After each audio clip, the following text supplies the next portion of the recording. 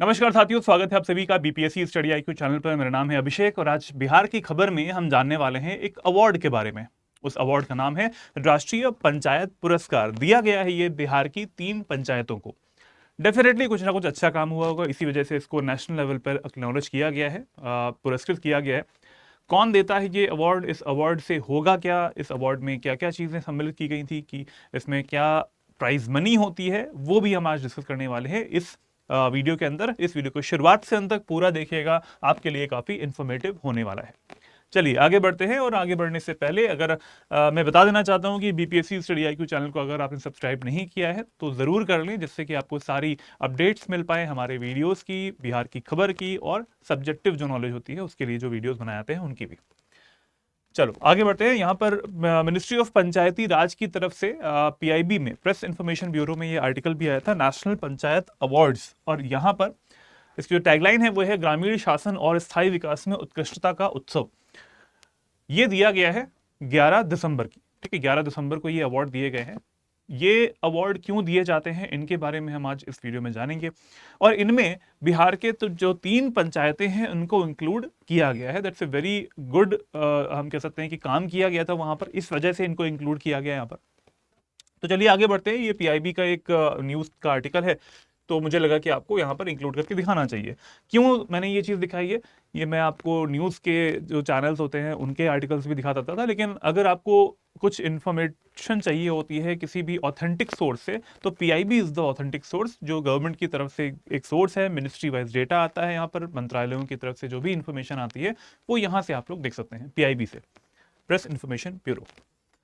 चलो कुछ समय पहले की करीबन 6 दिसंबर के आसपास की ये न्यूज़ का आर्टिकल था कि जिले के 3 मुखिया राष्ट्रीय पंचायत पुरस्कार 2024 के लिए चयनित हुए हैं, नामित हुए हैं।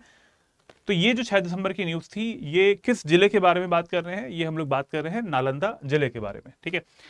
वहीं से आते हैं ये 3 पंचायतें, और इन्हीं 3 पंचायतों के जो पंचायत प्रमुख हैं उन्हें अवार्ड मिला है फॉर द गुड वर्क जो कि उन्होंने किया हुआ है। नेशनल पंचायत अवार्ड्स की बात करेंगे, 2024 में राष्ट्रीय पंचायत पुरस्कार है ये वाले, विज्ञान भवन में दिए गए थे। नई दिल्ली में पड़ता है विज्ञान भवन, वहां पर दिए गए थे। किसने दिया था?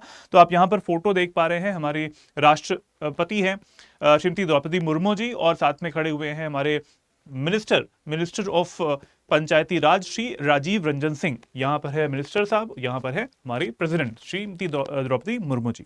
तो इनके द्वारा दिया गया है। अगर एग्जाम में कभी भी आए या फिर आपको खुद भी जानना हो कि कौन देता है, तो किसने दिया है? ये हमारे प्रेसिडेंट जो है उन्होंने दिया हुआ है, इस अवार्ड को कन्फर किया है। इस जगह पे आपको दिख रहा होगा कि ये माई जीओवी जो कि गवर्नमेंट की तरफ से एक प्लेटफॉर्म है, वहां पर ये सारी चीज़ें शेयर भी होती हैं। मैं आपको यहाँ पर पूरी तरीके से एक एक चीज़ बताऊंगा।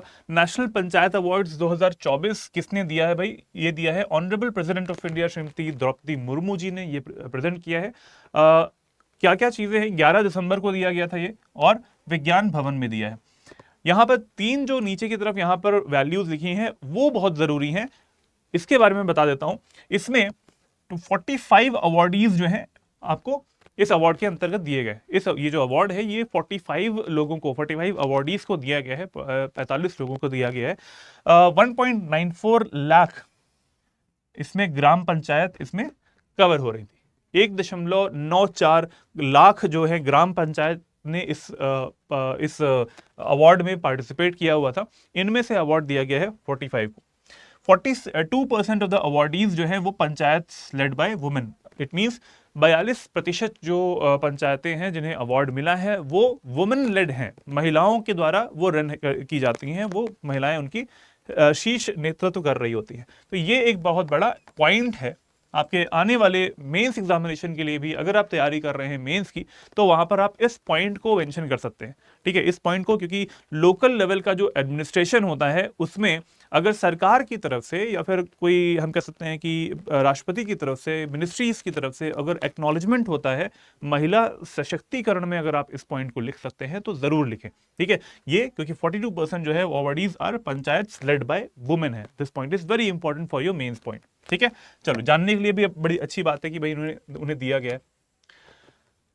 अब ये जो अवार्डीज हैं ये हैं कौन से, नालंदा जिले में आते हैं ये सारे पंचायतें, और किन किन पंचायतों को दिया गया है। पहला नाम है अभय कुमार सिंह है, ये कहाँ के मुखिया हैं, ये है बेन प्रखंड के अकौना पंचायत, बेन प्रखंड के अकौना पंचायत राज के मुखिया हैं अभय कुमार सिंह, इनको दिया गया है। अगले हैं गिरियक प्रखंड के चोरसुआ पंचायत राज के मुखिया चंदन कुमार को दिया गया है। और यहाँ पर तीसरे हैं एकंगर सराय प्रखंड के पार्थू पंचायत राज के मुखिया कुमारी तृप्ति। तो यहाँ पर भी एक वुमेन है जो कि जिन्हें अवार्ड दिया गया है। That's a very good gesture also. Bihar से 3 पंचायतों को चुना गया था, उनमें से एक जो है वो महिला है। ठीक है, इस इवेंट में इसी नेशनल पंचायत जो अवार्ड्स हैं 2024 वाले, ये दिसंबर में 11 दिसंबर को जो हुआ है, इसमें एक बुक को भी अनवील किया गया है।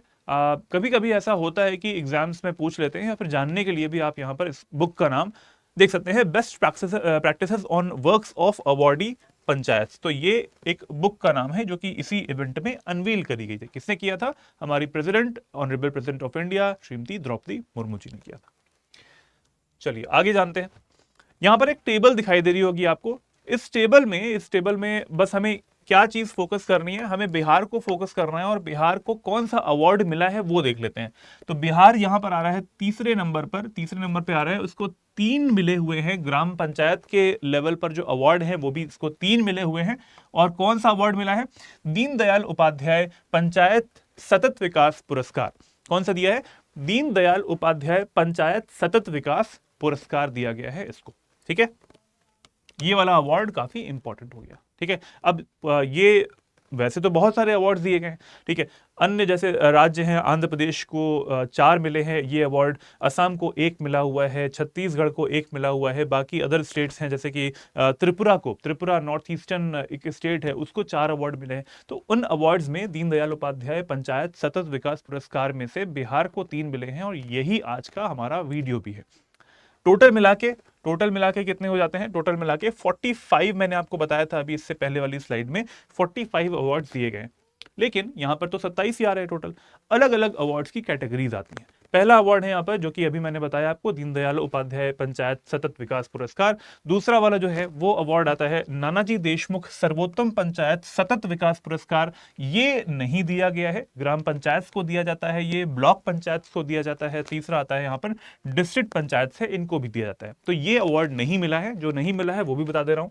उसके बाद आता है ग्राम पंचायत को मिलता है ग्राम ऊर्जा स्वराज विशेष पंचायत पुरस्कार, ये भी नहीं मिला है बिहार को जो मिला है वो मैंने आपको बता दिया। एक और अवार्ड है जो कि मिलता है, ये श्रेणियां हैं, अलग अलग कैटेगरीज बनी हुई हैं। कार्बन न्यूट्रल विशेष पंचायत पुरस्कार, ये भी एक श्रेणी है। पंचायत क्षमता निर्माण सर्वोत्तम संस्थान पुरस्कार, ये भी इंस्टीट्यूशंस को दिया जाता है बेसिकली। ठीक है, जो भी इंस्टीट्यूशंस काम कर रहे होते हैं ग्रामीण क्षेत्रों में, उनको दिया जाता है। तो ये सारे अवार्ड्स की कैटेगरीज हैं जो कि नेशनल पंचायती जो अवार्ड्स होते हैं, पंचायत अवार्ड्स होते हैं, उसमें दिया जाता है। हमें जो कि बिहार से रिलेटेड है, तो यहां पर हमें कौन से मिले हैं? दीनदयाल उपाध्याय पंचायत सतत विकास पुरस्कार। याद रखने के लिए इतना काफी है। चलो आगे बढ़ते हैं भाई। हाँ, कितना अमाउंट मिला है अवार्ड के रूप में? भाई अवार्ड तो मिला है, लेकिन कितना अमाउंट मिला है वो जान लेते हैं। तो नेशनल पंचायत अवार्ड्स 2024 में जो मनी यहाँ पर असाइन हुआ है वो कितना हुआ है? देखिए, पहला मैंने बताया आपको, दीनदयाल उपाध्याय पंचायत सतत विकास पुरस्कार में 27 अवार्डीज थे, उनको 20.25 करोड़ रुपए मिले। 20.25 करोड़ रुपए उन्हें मिले हैं, और वो डिस्ट्रीब्यूशन सब में हो जाएगा। 27 जो यहाँ पर अवार्डीज थे उनको मिले थे, तो उस पर सब में डिस्ट्रीब्यूट हो जाएगा। उनमें से 3 पंचायतें हमारे बिहार से भी आती हैं। किस जगह से आती है? नालंदा जिले से आ रही थी। ठीक है, नालंदा जिले से आ रही थी, उस जिले की 3 पंचायतें। इसके अलावा जो मैंने अभी अवार्ड्स बताया आपको, नानाजी देशमुख सर्वोत्तम पंचायत सतत विकास पुरस्कार, इसमें 19 करोड़ दिए गए हैं 9 अवार्डीज को। स्पेशल कैटेगरी जो अवार्ड्स है उसमें 6.75 करोड़ दिए गए हैं 9 अवार्डीज को। ठीक है, तो हमें ये उतना ध्यान नहीं देना, हमें इसको फोकस करना है क्योंकि बिहार में ये वाले अवार्ड्स मिले थे। चलो आगे बढ़ते हैं और यहाँ पे जान लेते हैं कि इस अवार्ड के ऑब्जेक्टिव क्या हैं, क्यों ये दिए जाते हैं, इनका उद्देश्य क्या होता है। तो जो पहला उद्देश्य आप सामने देख पा रहे हैं वो यही है कि ग्रामीण भारत के सामाजिक आर्थिक विकास में पंचायतों के योगदान को बढ़ावा देना।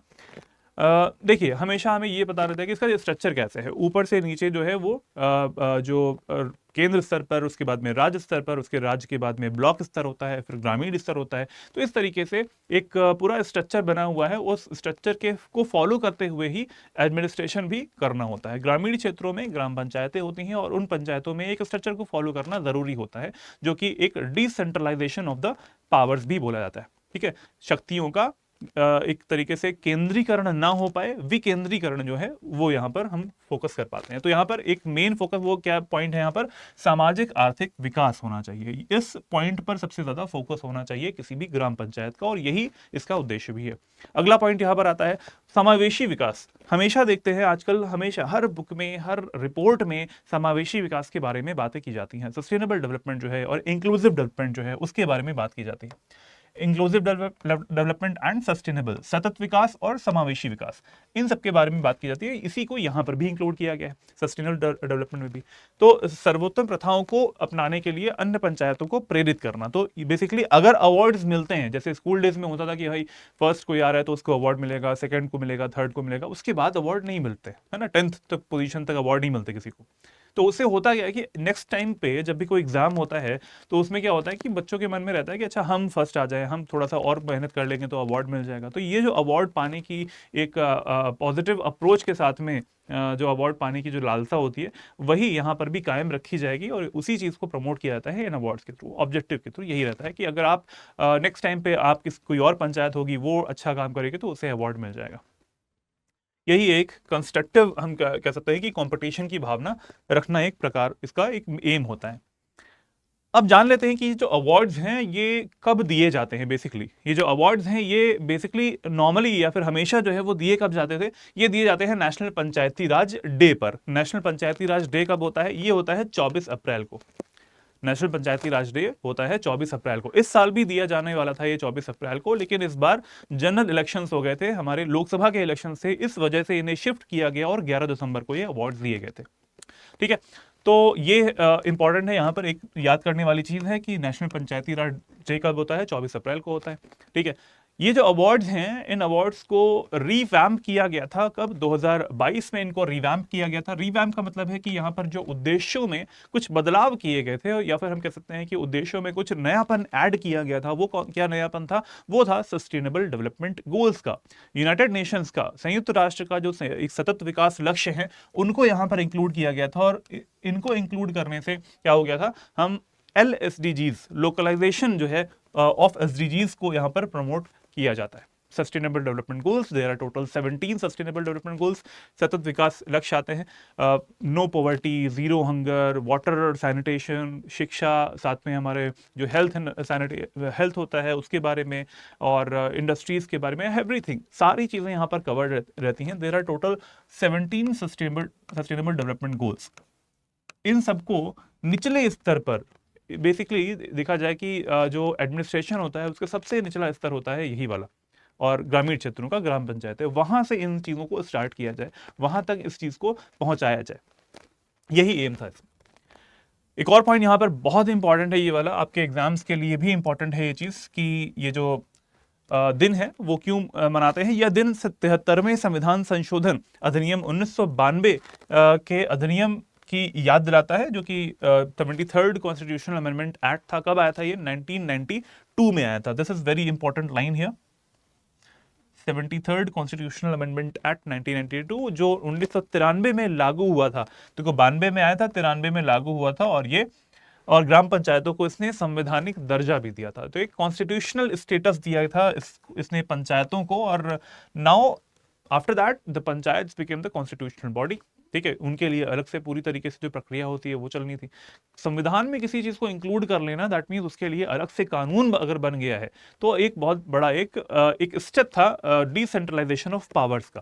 पहले क्या था कि भाई केंद्र सरकार है, राज्य सरकार है, उसके राज्य सरकार के अंदर किस तरीके से डेवलपमेंट हो रहा है। अब पूरे मान के चलिए कि जो भारत की स्वतंत्रता थी 1947 से, तब से लेकर 1992 तक, जब तक ये एक्ट नहीं आया था, तब तक बड़ी ही अव्यवस्था थी ग्रामीण क्षेत्रों में, या फिर बहुत ही जो पिछले जो क्षेत्र हो जाते हैं, पिछड़ जाते हैं जो क्षेत्र, उन क्षेत्रों की बात कर रहा हूँ मैं।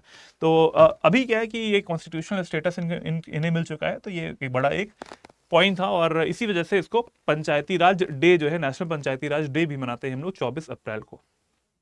चलिए आगे बढ़ते हैं, जानते हैं कि कुछ 9 विषयगत जो क्षेत्र है, 9 thematic areas of the sustainable development या फिर सतत विकास, जो कि इन ग्रामीण क्षेत्रों में जो ग्राम पंचायतें होती हैं वो फॉलो करती हैं। तो ये जो 9 पॉइंट्स यहाँ पे लिखे गए हैं, इन्हें जरा देख लेते हैं कि क्या क्या पॉइंट्स हैं यहाँ पर। पहला आता है poverty free and enhanced livelihoods, गरीबी मुक्त और उन्नत आजीविका होनी चाहिए किसी भी ग्रामीण क्षेत्र में या फिर किसी भी ग्राम पंचायत का जो क्षेत्र होता है उसमें ये पॉइंट जो है काफी इंपॉर्टेंट हो जाता है। गरीबी मुक्त होना चाहिए, गरीब नहीं होना चाहिए कोई भी व्यक्ति।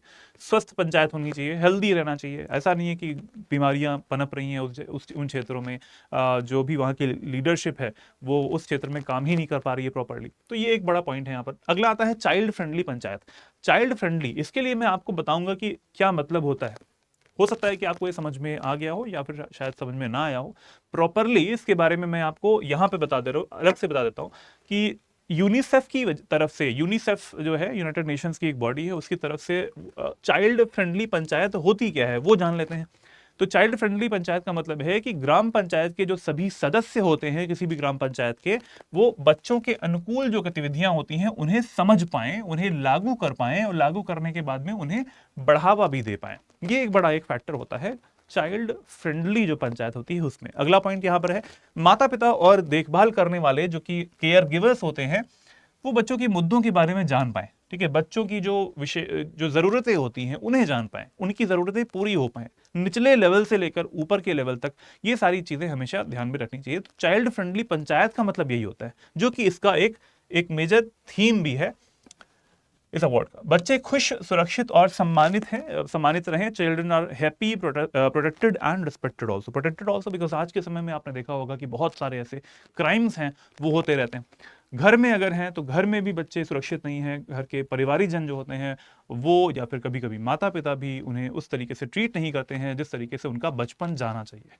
तो इसके लिए भी एक पॉइंट यहाँ पर इंक्लूड किया गया है कि child friendly panchayat, child friendly जो पंचायत होती है वो क्या होनी चाहिए। ठीक है, तो ये सारे पॉइंट्स यहाँ पर थे। जो हमारा तीसरा थीम था वो यही है, चाइल्ड फ्रेंडली पंचायत। चौथा थीम आता है वाटर सफिशिएंट पंचायत। कोई भी अगर पंचायत होती है तो वो वाटर सफिशिएंट होनी चाहिए, वहां पर पानी की कमी नहीं होनी चाहिए। पीने के पानी की कमी या फिर जो रोजमर्रा के काम होते हैं उनमें पानी की उपलब्धता हमेशा रहनी चाहिए। तो ये एक इसका चौथा पॉइंट है। जल पर्याप्त पंचायत होनी चाहिए। स्वच्छ और हरित पंचायत, ये सभी आप समझ पा रहे होंगे इसका क्या मतलब। ये भी इसकी एक पांचवी थीम है, इंपॉर्टेंट थीम है ये वाली। सेल्फ सफिशिएंट इंफ्रास्ट्रक्चर होना चाहिए। आत्मनिर्भर बुनियादी ढांचा यहां पर होना चाहिए। क्यों भाई, क्यों जरूरी है? क्योंकि अगर बुनियादी ढांचा नहीं होगा तो सेल्फ सफिशिएंसी वहां पर नहीं आ पाएगी। ठीक है, अगर उस किसी ग्रामीण क्षेत्र से या फिर कुछ गांव है किसी पंचायत वाले इलाके में, वो उनके लिए प्रॉपर रोड्स नहीं है, वहां पर प्रॉपर वहां पर इंफ्रास्ट्रक्चर के तौर पर देखा जाए कि स्कूल्स नहीं है उस जगह पे, तो वो हम कह सकते हैं इनकम्प्लीट गांव है। ठीक है, इनकम्प्लीट वहां पर ग्रामीण स्ट्रक्चर हमें देखने को मिलेगा। तो वो पॉइंट हमेशा इंपॉर्टेंट, ये पॉइंट काफी इंपॉर्टेंट है। इंफ्रास्ट्रक्चर में, किसी बुनियादी ढांचे में, कोई अवसंरचना में बहुत सारे पॉइंट्स आते हैं, तो वो सारी चीजें फुलफिल होनी चाहिए। और ये अगर फुलफिल होती हैं तो अब हम कह सकते हैं कि सस्टेनेबल डेवलपमेंट की तरफ हम लोग बढ़ते जा रहे हैं, जो कि ये यूनाइटेड नेशंस की तरफ से भी इसको प्रमोट किया जाता है, जो हमारे 17 सस्टेनेबल डेवलपमेंट गोल्स हैं। अगला पॉइंट आता है, 7th थीम है सामाजिक रूप से न्याय संगत पंचायत होनी चाहिए।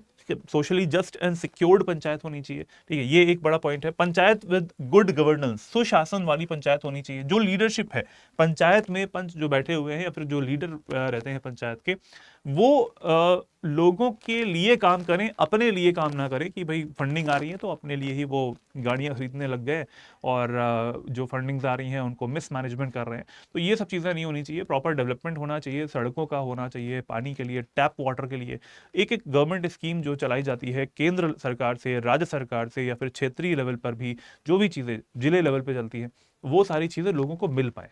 फंडिंग बहुत आती है लेकिन पहुंच नहीं पाती है। तो ये पहुंच ना पाने की जो प्रक्रिया है वो आज के समय में भी चलती आ रही है। कई जगहों पे ऐसा हो रहा है, लेकिन बिहार में जो कि 3 पंचायतें हैं, यहाँ ऐसा नहीं हुआ है। यहाँ पर डेवलपमेंट हुआ है और इसी डेवलपमेंट की वजह से इन्हें अवार्ड भी मिला था। आखिरी जो हमारी थीम आती है यहाँ पर वो है वुमेन फ्रेंडली पंचायत। और वुमेन फ्रेंडली पंचायत का एग्जाम्पल यही है कि जो 42% के आसपास जो यहाँ पर परसेंटेज लिखा था वो वुमेन लेड पंचायत हैं जिन्हें अवार्ड भी मिला हुआ है। तो that's a very good gesture. Also women friendly panchayat होनी चाहिए, महिला अनुकूल पंचायत, और महिलाओं का की जो भागीदारी है वो प्रॉपर होनी चाहिए। इन सारे जो हमारे पंचायतें होती हैं उनमें कुछ पोजीशंस होती हैं, उन्हें भी पंचायत में वुमेन्स को भी इंक्लूड किया जाए। तो ये 9 थीम्स हैं जिन्हें इंक्लूड किया गया है, और इन पॉइंट्स पर ही ये जो अवार्ड्स हैं ये भी दिए जाते हैं, और पंचायत अवार्ड जो है इस 11 दिसंबर को दिए भी गए थे। चलो भाई आगे बढ़ते हैं, और ये हमारा टॉपिक आज यहीं पे समाप्त होता है। आज आपके लिए एक क्वेश्चन है, और वो क्वेश्चन थोड़ा सा स्टैटिक वाला है। देखते हैं कि आप इसका आंसर कमेंट बॉक्स में कर पाते हैं कि नहीं। पहला क्वेश्चन है हमारा, Bihar Panchayati Raj act was passed in which of the following years. Bihar Panchayati Raj जो अधिनियम है वो किस वर्ष पारित किया गया था। यहाँ पर ईयर के बारे में पूछा गया है, किस साल पारित किया गया था, 2006, 7, 4 या फिर 5 में। आपको इसका आंसर देना है, कमेंट बॉक्स में 1 लिखकर आंसर कर दीजिएगा। अब आता है दूसरा क्वेश्चन। दूसरा क्वेश्चन आता है हमारा कि भाई किसी पंचायत की पहली बैठक से लेकर उसकी अवधि कितनी होती है। What is the duration of a panchayat from its first meeting. पहली मीटिंग से उसकी जो ड्यूरेशन होती है किसी भी पंचायत की वो क्या होती है। ABCD 3, 4, 5 और 7 ईयर्स लिखा हुआ है। आपको आंसर देना है 2 लिखकर कमेंट बॉक्स में। दोनों प्रश्नों का उत्तर आपको देना है, कमेंट बॉक्स में आंसर कीजिएगा। देखते हैं कि किसका आंसर सही होता है। चलिए, तो ये हो गया आज का वीडियो। 2 क्वेश्चंस भी मैंने आपको दे दिए हैं। अगर आपको इसका PDF चाहिए तो मेरे टेलीग्राम चैनल पर आप जा सकते हैं, that is learn and grow with Abhishek. Discussion group यहाँ पर लिखा है, और ईमेल आईडी इस जगह पर लिखी है। आप इस ईमेल आईडी पर ईमेल करके भी मुझसे कुछ क्वेश्चंस जो हैं वो पूछ सकते हैं। QR कोड को स्कैन करके it will direct you to this Telegram channel. इसके अलावा अगर आप बेस लेवल से तैयारी करना चाहते हैं अगले आने वाले एग्जामिनेशंस की, जैसे कि 71st BPSC है, 70th BPSC तो अभी हो चुका है प्रीलिम्स का, और ऐसी भी न्यूज़ आ रही है कि एक सेंटर जहां पर ऐसा न्यूज़ आई थी कि वहां पर पेपर लीक हुआ है, तो उस सेंटर के जो परीक्षार्थी हैं वो फिर से परीक्षा देने जाएंगे, और उनके लिए री एग्ज़ाम करवाए जाने की ऐसी सूचना आ रही है। इसके बारे में अलग से मैं आपको इन्फॉर्मेशन देने वाला हूँ कुछ समय बाद। और यहाँ पर देखिए, ये मैं बात कर रहा हूँ फाउंडेशन बैच की, जो कि स्टडी IQ आप सभी लोगों के लिए लेकर आया है। और अगर आप बेस लेवल से तैयारी करना चाहते हैं बिहार PCS की, तो बैच 12 जो कि आज से स्टार्ट हो रहा है, आप उसमें एडमिशन ले सकते हैं। आज से स्टार्ट हो रहा है, अभी भी समय है, ले लीजिए, क्योंकि इसमें आपको मिलने वाले हैं लेक्चर्स, वीडियो लेक्चर्स मिल जाएंगे, जैसे कि मैं वहाँ पर आपको पढ़ाने वाला हूँ। इसके बाद हम आपको रिकॉर्डेड फॉर्म में भी वो लेक्चर्स दे देते हैं। मेंटरशिप इसमें मिलती है। मेंस की प्रिपरेशन के लिए डेली आंसर राइटिंग का इसमें फीचर है। आपकी मेंस की प्रिपरेशन साइड बाय साइड होती रहेगी। साथ में टेस्ट सीरीज दी जाती है प्रीलिम्स की, और आपको कंटेंट भी दिया जाता है। तो बिल्कुल भी देर नहीं करनी है आपको। अगर ज्वाइन करना है तो जल्दी से कर लीजिए। जितना जल्दी कर लेंगे आपकी पढ़ाई उतनी जल्दी स्टार्ट हो जाएगी। 16 दिसंबर आज की तारीख को ये बैच स्टार्ट हो जाएगा। आप ज्वाइन कर सकते हैं, और बिल्कुल जल्दी से जल्दी ज्वाइन कर लीजिएगा। AKS लाइव कोड को लगाना ना भूलें। इस कोड से आपको मिलेगा इस कोर्स पर मैक्सिमम डिस्काउंट। ठीक है, इस टाइम पे मैक्सिमम डिस्काउंट आई थिंक मैंने चेक किया था 12,499 से भी कम है। आप जाके इसको चेक कर सकते हैं वेबसाइट पर। नीचे दिए गए नंबर पर भी कॉल कर सकते हैं, आप वहां से भी जान सकते हैं कि भाई तैयारी कैसे की जाए। काउंसलिंग बेसिकली आपको मिल जाएगी नीचे दिए गए नंबर से, आपके स्टेट PCS एग्जाम्स के लिए भी। तो बिल्कुल भी देर ना करें, जल्दी से जाएं स्टडी IQ की वेबसाइट पर जाके इस कोर्स को परचेज कर लें, अगर आपको तैयारी करनी है बिल्कुल बेस लेवल से। और AKS लाइव कोड को लगाना मत भूलिएगा। Lastly BPSC study IQ channel को सब्सक्राइब कर ले, जिससे कि आपको सारे अपडेट्स मिलती जाए। मिलते हैं अगले वीडियो में। जय हिंद, जय Bharat, take care everyone, good bye.